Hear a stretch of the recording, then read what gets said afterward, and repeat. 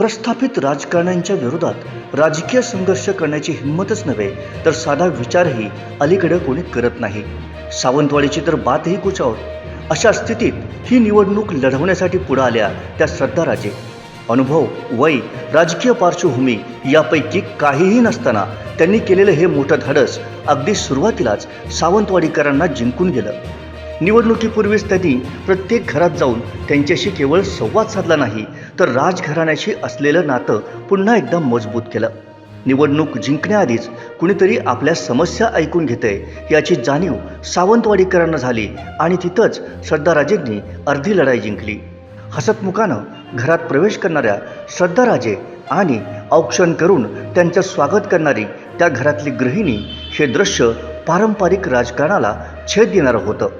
त्यांच्या समोर असलेलं व्हिजन आणि त्याला सावंतवाडीकरांचा मिळणारा प्रतिसाद जसजसा वाढत होता तसतसा त्या विजयाच्या समीप जात होत्या. गेल्या कित्येक वर्षातल्या निवडणुकांपेक्षा हा अनुभव नवीन होता, शाश्वत होता आणि म्हणूनच सावंतवाडीकरांना हा दिलासा देणारा होता की श्रद्धाराजेच या शहराचं चित्र बदलतील. राजकारण म्हटलं की चिखलफेक होतेच, त्यांच्यावरही ती झाली. राजघराण्याचा सन्मान तर सोडाच, पण काहींना स्त्री दाक्षिण्याचीही जाणीव राहिली नाही. परंतु या कोणत्याही आरोपाला भीक न घालता त्या केवळ विकासावर बोलत राहिल्या.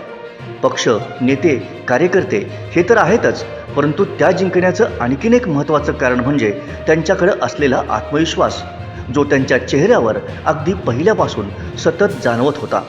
प्रत्येक विरोधक तोंड पाडून प्रचार करत होते, तिथं श्रद्धाराजे अतिशय आत्मविश्वासानं आणि हसतमुखपणे सकाळपासून रात्रीपर्यंत प्रचारात सहभागी होत्या. त्यांचा हा आत्मविश्वास म्हणजे विकासासाठीच्या प्रामाणिक प्रयत्नांचा आरसा आहे.